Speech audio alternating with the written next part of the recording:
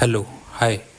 Let's look at JUnit tutorial number 2, wherein we will learn asserting exceptions.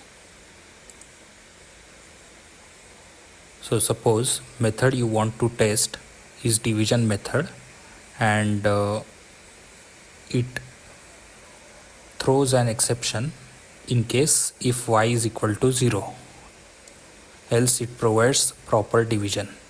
So let's look how we will write unit test for this.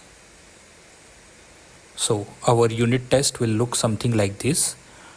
Should return exception when given value 0. In given, we will put in x and y values as 5 and 0 respectively, and we will execute our division method.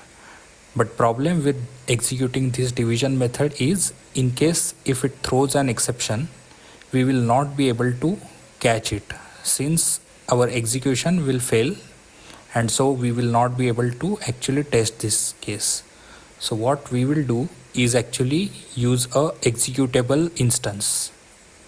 So this is how you execute a method using executable instance for catching exception, and then you use assert throws, which actually checks for arithmetic exception in this case with executable instance. So yeah, this is how you assert exceptions in your JUnit cases.